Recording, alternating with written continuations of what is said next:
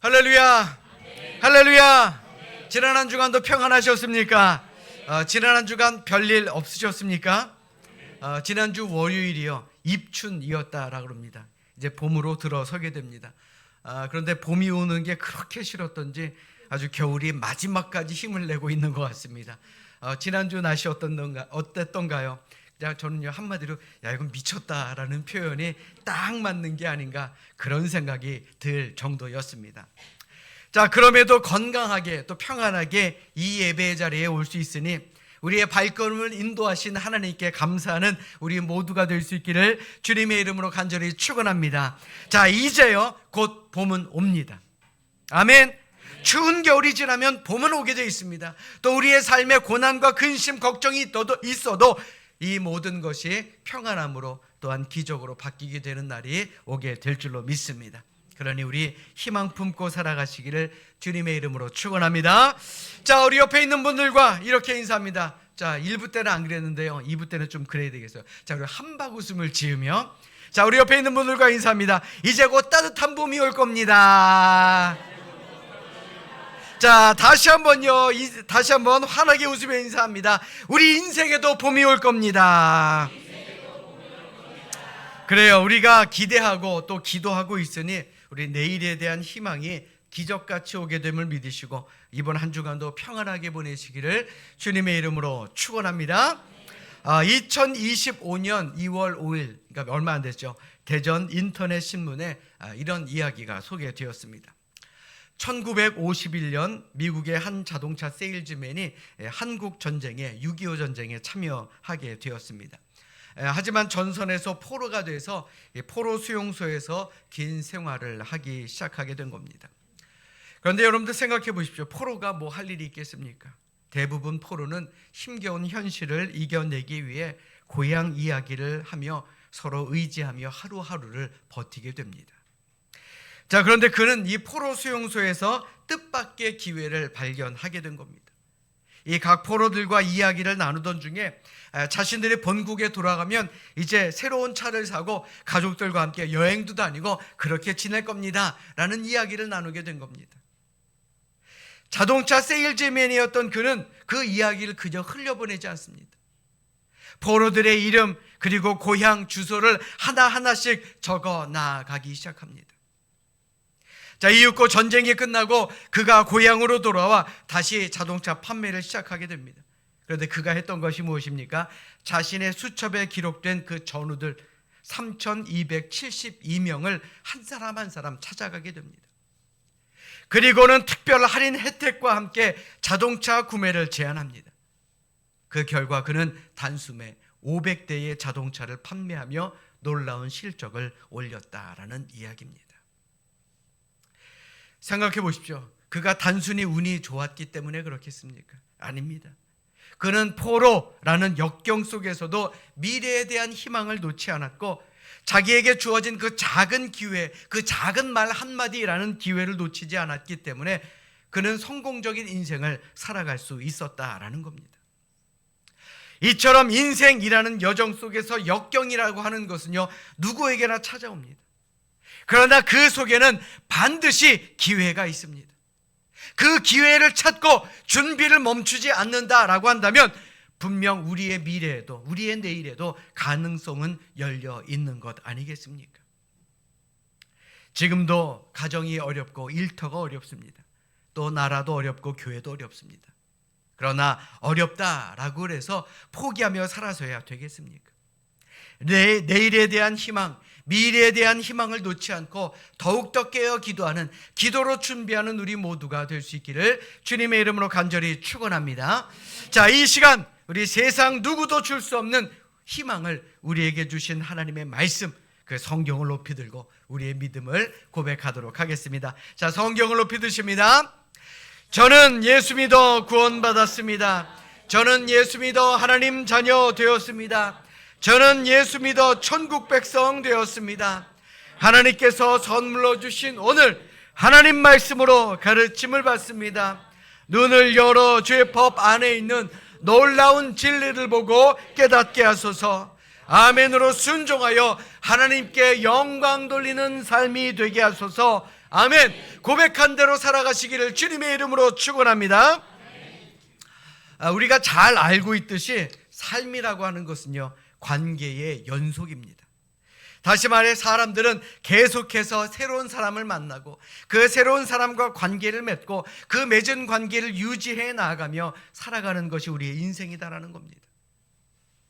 예수님께서도 하나님의 자녀된 우리가 지키고 이어가야 할 관계에 대해서 여러 차례 말씀하고 계십니다.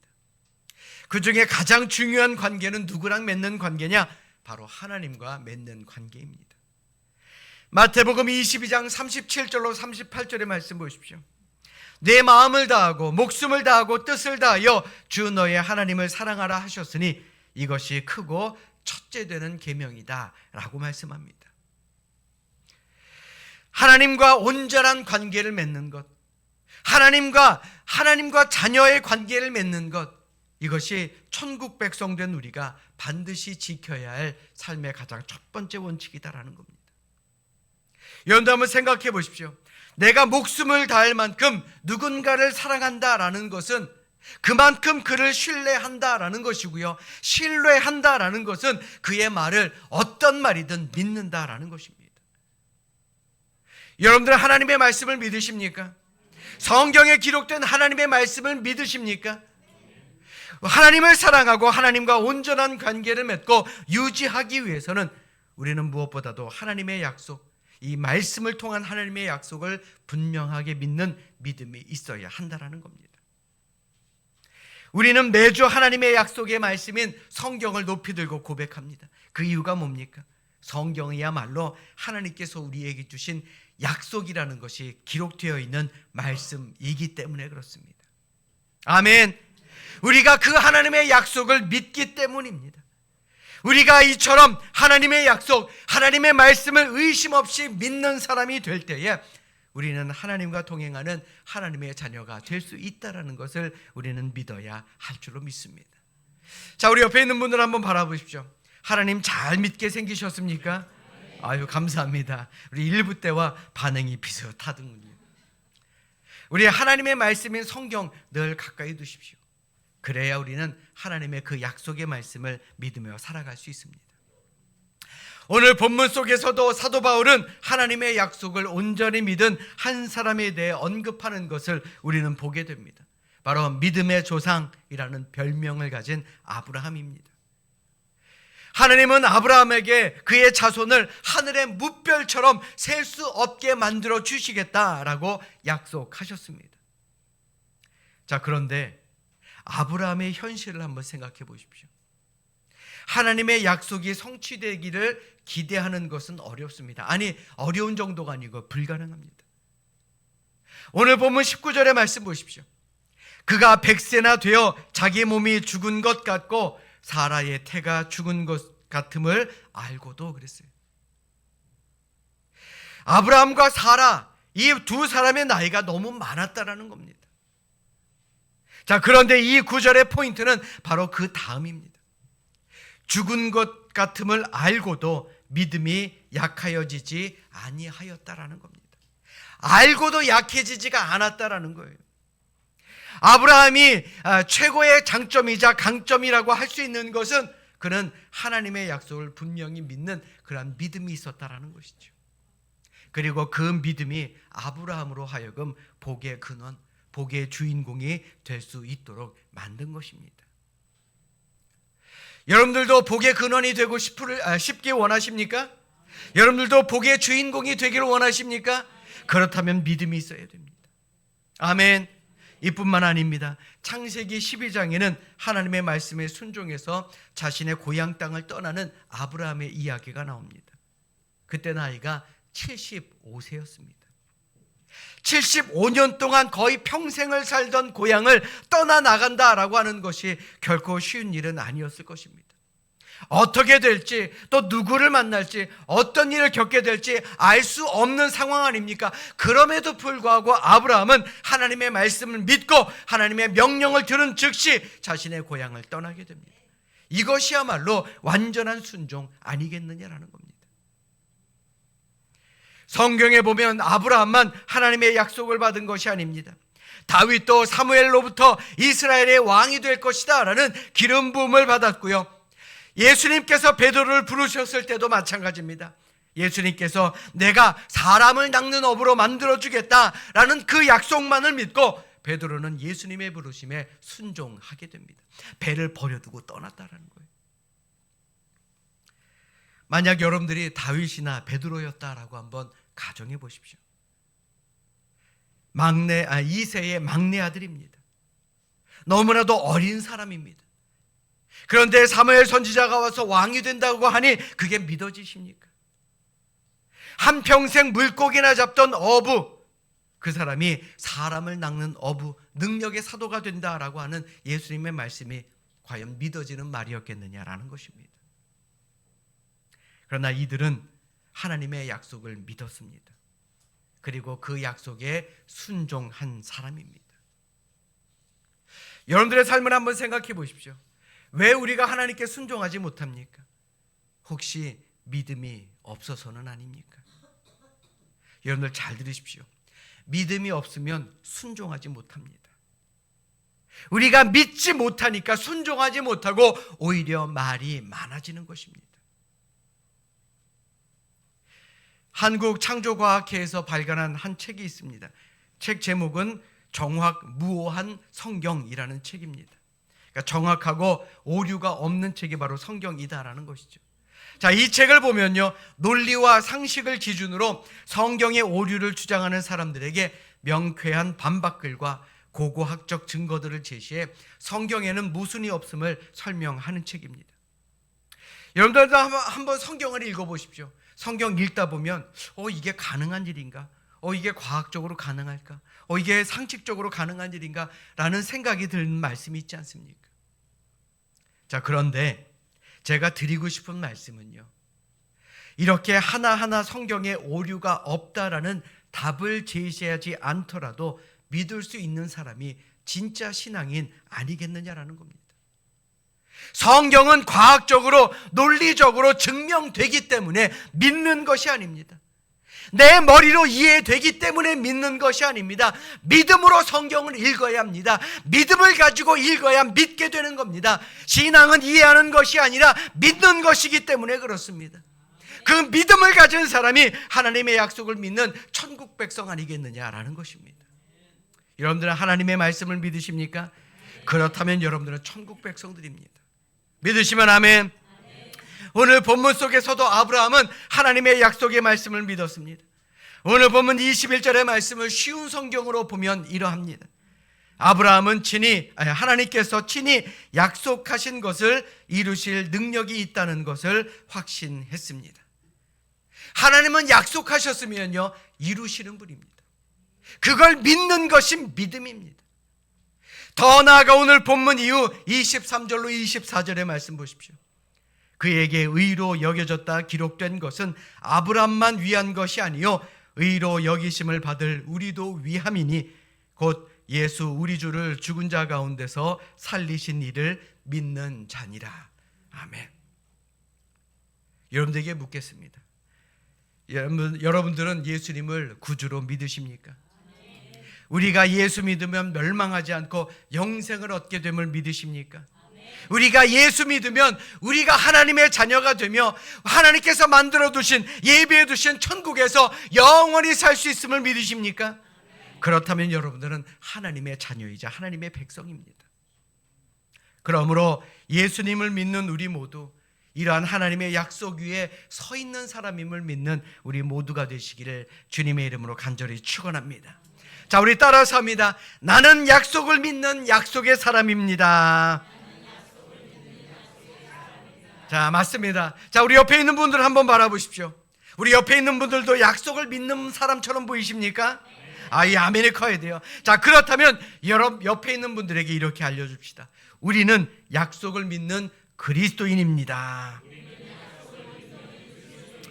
맞습니다. 우리는 하나님이 우리를 향해 주시는 그 약속을 귀하게 믿고 사는 사람이기 때문에 사람과 사람 사이의 약속도 귀하게 여기며 중요하게 여기며 지켜야 합니다. 여러분도 한번 생각해 보십시오. 하나님의 약속을 귀하게 여기지 않는 사람이 어찌 사람과의 약속을 귀하게 여기겠습니까? 그래서 약속을 함부로 하면 안 되고 했으면 지키려고 노력해야 합니다. 이것이 바로 우리 모두가 명품 크리스천이 되는 두 번째 삶의 원칙이다라는 것입니다. 예수님께서는 마음을 다하고 목숨을 다하고 뜻을 다하여 하나님을 사랑하라고 말씀하신 데 이어 두 번째 믿음의 원칙을 주셨는데 그것이 무엇이냐? 둘째도 그와 같으니 내 이웃을 내 자신과 같이 사랑하라 라고 말씀하셨습니다. 비록 순서는 두 번째지만 하나님을 사랑하라는 첫 번째 계명과 우리 이웃을 사랑하라는 명령은 똑같이 중요하다라는 것입니다. 우리가 다른 사람을 사랑한다라는 것이 무엇입니까? 우리가 하나님과의 약속을 믿고 신뢰하고 지키는 것처럼 우리는 사람과의 약속도 지키고 또한 노력하려고 또 최선을 다하며 살아야 한다라는 겁니다. 그런데 우리는 하나님의 약속은 중요하게 여기면서 사람과의 약속은 어떻습니까? 쉽게 바꿀 때가 많습니다. 잘 지키지 않을 때가 많습니다. 하나님과의 약속은 반드시 이루어지리라 믿으면서 사람과의 약속은 빈말로 치부해버릴 때가 많기도 하다라는 겁니다. 제가 전에 사역하던 교회 담임 목사님께서 우리 부목사들을 쭉 불러놓고 이런 말씀을 하시더라고요. 목회자는 세상 누구보다 약속을 잘 지키는 사람이 되어야 한다라고 말입니다. 그러면서 한 가지 팁, 그러니까 요즘 말로 하면 꿀팁을 주셨는데 뭐라고 주셨느냐? 당장 대답하기가 어려운 문제가 있으면 일단은 알겠습니다 라고 말하라라는 것입니다. 여러분들 생각해 보십시오. 알겠다는 것과 하겠다는 건 다르잖아요. 아는 건 아는 거고 하는 건 하는 거 아닙니까? 그래서 제가 한때 열심히 잘 써먹었습니다. 자, 그런데 하루는 같은 지방 목사님께서 저에게 좀 어려운 부탁을 하시길래 네, 일단은 잘 알겠습니다 라고 이야기를 드렸더니 그 목사님께서 하신 말씀이 지 담임 목사 닮아서 잘도 빠져나가네 라는 말씀을 하시는 겁니다. 자, 물론 저는 그 목사님의 부탁을 드리지는 않았습니다. 조금 웃자고 드린 말씀이지만 하나님과의 약속이든 사람과의 약속이든 모든 약속은 지켜질 때 그것이 약속이 되는 것입니다. 지켜지지 않는 약속, 더 이상 약속이 아니지 않습니까? 여러분들도 한번 생각해 보십시오. 우리 모두는요, 하나님 앞에서 결심을 잘합니다. 그리고 다짐도 잘합니다. 마음에 감동이 오면요, 때로는 서원까지도 합니다. 그런데 하나님과의 약속 100% 지키며 살아가고 계십니까? 하나님과의 약속도 완전히 지키지 못하고 살아가는데 어찌 사람과의 약속을 완벽하게 지키며 살아갈 수 있겠습니까? 약속을 지키며 살아가는 것이 그만큼 어려운 일이다라는 거예요. 그럼에도 불구하고 우리는 약속을 지키며 살아가기 위해 노력해야 합니다. 왜요? 그것이 하나님을 사랑하고 이웃을 사랑하는 명품 크리스천이 되는 길이 되기 때문에 그렇습니다. 믿으시면 아멘. 아멘. 하나님은 어떤 분이었습니까? 당신이 한 그 약속을 지키기 위해서 독생자 예수까지 십자가 위에 내어주시면서 그 약속을 이루신 분입니다. 하나님이 그런 분이에요. 우리가 그런 하나님을 믿고 그런 하나님과 동행하며 살아가고 있습니다. 그러니 우리 모두도 하나님처럼 약속을 지키는 것에 최선을 다하는 우리 명품 크리스천들이 될 수 있기를 이 시간 주님의 이름으로 축원합니다.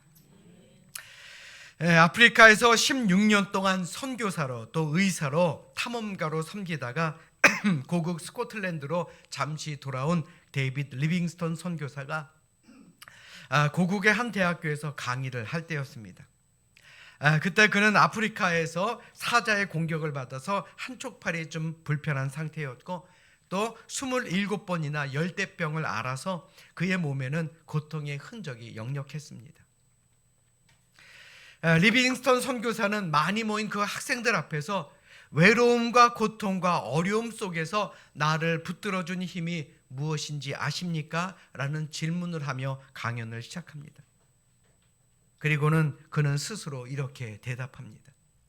그것은 약속이었습니다. 내가 세상 끝날까지 항상 너희와 함께 있을 것이다 라는 예수님의 약속이었습니다 라고 이야기를 했다라는 겁니다. 사랑하는 여러분, 어떻게 사는 것이 잘 사는 것입니까? 라는 질문에 많은 사람들은 열심히 살아야죠, 최선을 다해야죠, 행복하게 살아야죠 라고 대답합니다. 그런데 목적 없이, 방향 없이 그저 열심히만 사는 것, 이 얼마나 안타까운 일입니까? 우리의 최종 목적지가 부산인데 목포를 향해 열심히 뛴다면 그 목적은 잘못된 것 아닙니까? 그러므로 오늘을 사는 우리도 왜, 무엇을 위해 열심히 살아야 하는가, 이것에 대해 알아야 합니다. 그리고 이처럼 삶의 방향을 결정해 주는 것이 바로 약속입니다. 약속은 결심이고 목표가 되기 때문에 그렇습니다. 오늘 본문 속 아브라함은 하나님의 약속을 믿었기 때문에 그는 흔들리지 않는 믿음의 삶을 살았고 훗날 의롭다 여김을 받는 사람이 될 수 있었습니다. 조금 전에 말씀드린 리빙스턴 선교사 역시 성경 속에서 예수님의 약속을 발견하고 그는 아프리카에서 자신의 삶의 목표를 이룰 수가 있었다라는 겁니다. 이와 마찬가지로 오늘을 사는 우리가 과연 누구와 어떤 약속을 하는지, 또 그 약속을 지키기 위해서 얼마나 노력하며 사는지, 이것이 우리라는 한 사람의 삶의 방향을 바꾸게 만드는 조건이 될 수 있다라는 것입니다. 그러므로 하나님을 사랑하고 다른 사람을 사랑하라는 명령을 받은 우리들은 하나님뿐만 아니라 우리 이웃과의 약속, 우리 가족과의 약속도 소중히 지키며 살아가야 할 줄로 믿습니다. 여러분들은 약속 많이 하십니까? 그 약속 지키며 살아가십니까? 지키며 살아가시기를 주님의 이름으로 축원합니다. 혹 제가 여러분들에게 약속을 지키지 못한 것이 있으면 참 죄송합니다. 목회자인 저는 누구보다 그래서는 안 되는데 말이죠. 만약 그랬다면 넓은 마음으로 이해해 주시고 넓은 마음으로 용서해 주시길 바랍니다. 그리고 이 자리에 계신 여러분들도 마찬가지입니다. 우리 자녀들에게 또 주변 사람들에게 약속한 것이 기억난다 한다면 그 약속을 지키기 위해 노력하시고, 그 약속을 지키지 못하셨으면 그들에게 용서를 구할 수 있는 그런 용기를 가지시기를 주님의 이름으로 부탁드립니다. 그것이 예수 믿는 사람의 그런 삶의 방법이고 또 하나님과 사람 앞에서 의로운 사람으로 인정받는 길입니다. 지금 우리가 살아가는 이 세상을 한번 살펴보십시오.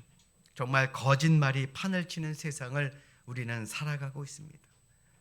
세상 사람들 사이에서는 물론이요, 심지어 진실만을 말하겠다고 선서한 법정 안에서도 거짓말이 끊임없이 흘러나오는 세상입니다.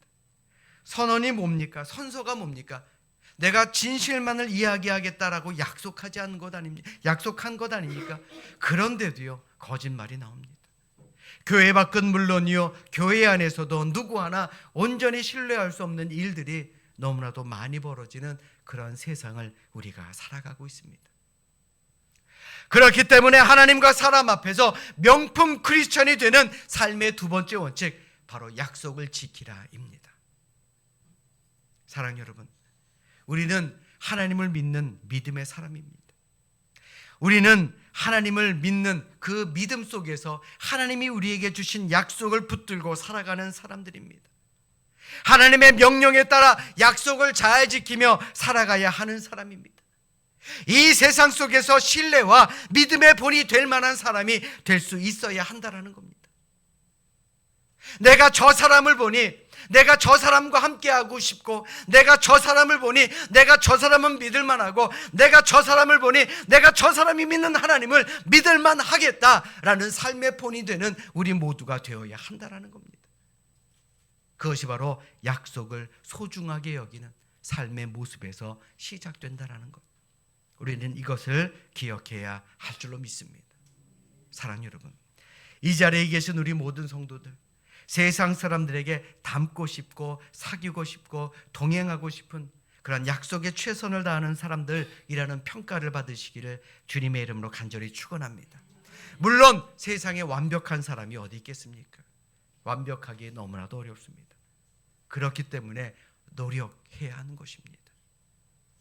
매 순간순간 모든 일들마다 하나님 마음에 들기 위해서, 또 사람들에게 신뢰를 받을 수 있는 명품 크리스천이 되기 위해서 우리에게 주어진 모든 일에 최선을 다하시고, 특별히 우리는 하나님과의 약속, 사람과의 약속에 최선을 다하는 우리 모두가 될 수 있기를 이 시간 주님의 이름으로 간절히 축원합니다.